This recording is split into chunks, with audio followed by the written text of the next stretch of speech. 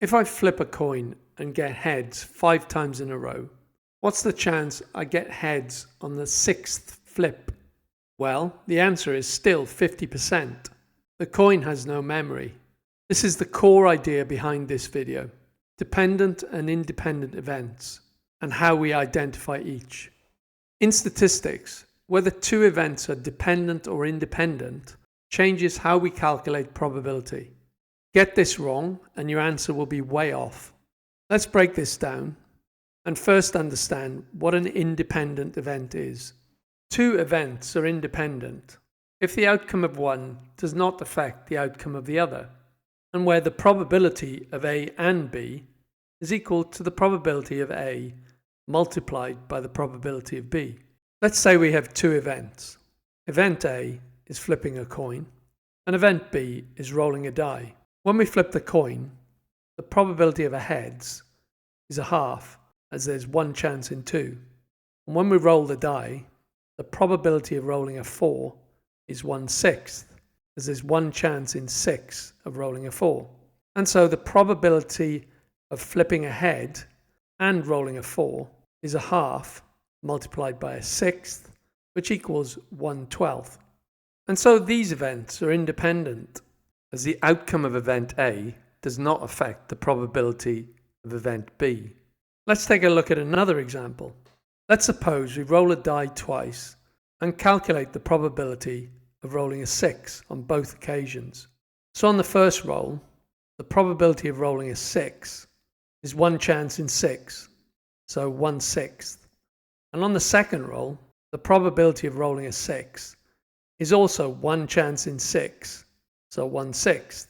So the probability of rolling a 6 on the first roll and a 6 on the second roll is 1/6 multiplied by 1/6, and this equals 1/36.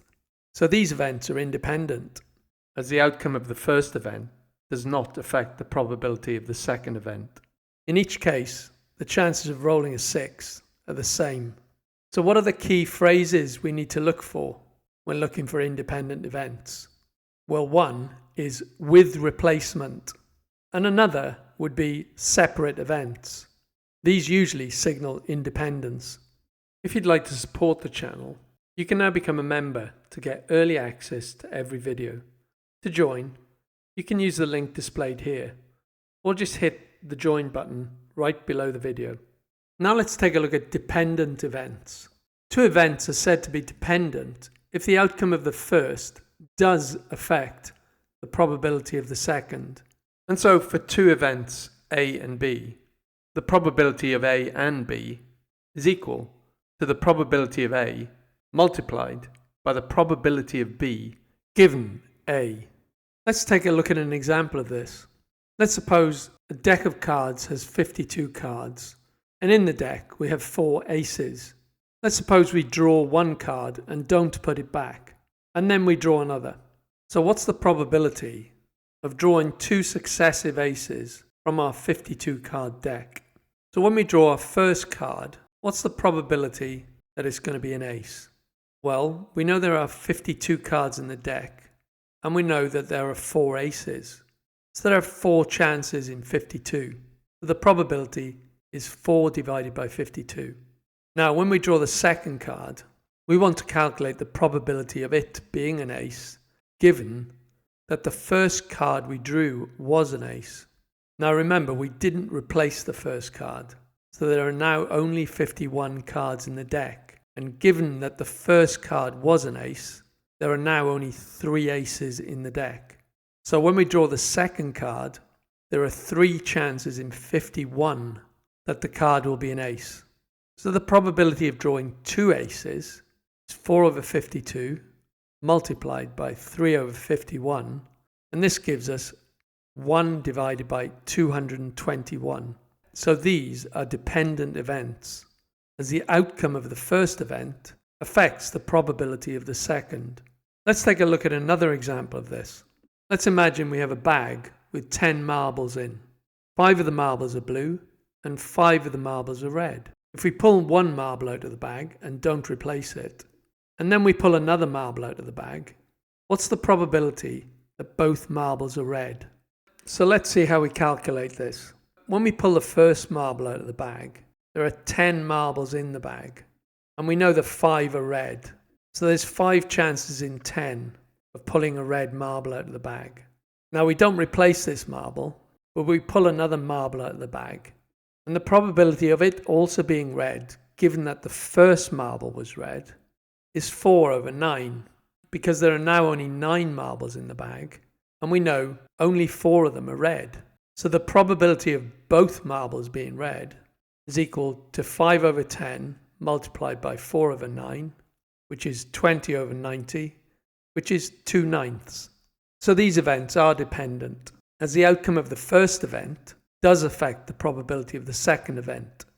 So the key phrases to look for when trying to determine whether events are dependent would be without replacement or given that. These usually signal dependence. So here's a flowchart to help us distinguish between dependent and independent events.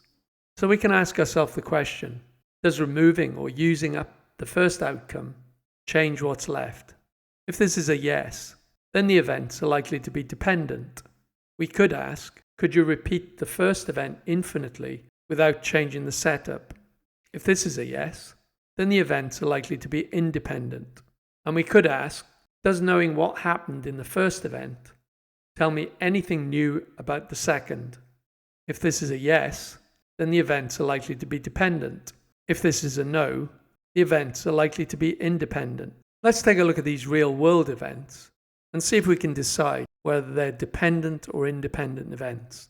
So in the first, we have event A, which is the weather today, and event B, which is the weather tomorrow. Are these events dependent or independent? If you'd like to play along, pause the video now. So these events are dependent because today's weather influences tomorrow's likelihood. So for the second one, event A is winning the lottery this week, and event B is winning it again next week with a new ticket. If you'd like to play along, pause the video now. So these events are independent, as each lottery draw is separate. And for 3, event A is picking a name out of a hat for a raffle, and then event B is picking a second name without putting the first name back. Are these events dependent or independent? If you'd like to play along, pause the video now. So these events are dependent because we've taken the first name out of the hat without replacement, and therefore this influences the probability of the second event. And for our fourth example, event A is whether it rains in Tokyo, and event B, whether you flip a heads on a coin in New York. If you'd like to play along, pause the video now.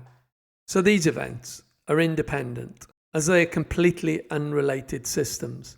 So the probability of one does not affect the probability of another. So let's summarize what we've just learned. So in terms of definition, events are independent if one event doesn't affect the other. They are dependent if one event changes the odds of the other. When we look at the formula for independent events, the formula is the probability of A multiplied by the probability of B. And for dependent events, the formula is the probability of A multiplied by the probability of B given A. And we can use clue words to determine whether events are dependent or independent. So for independent events, the clue words would be with replacement and separately. For dependent events, the clue words would be without replacement and given that. An example of independent events would be a coin flip and a die roll, and an example of dependent events would be drawing cards without replacement.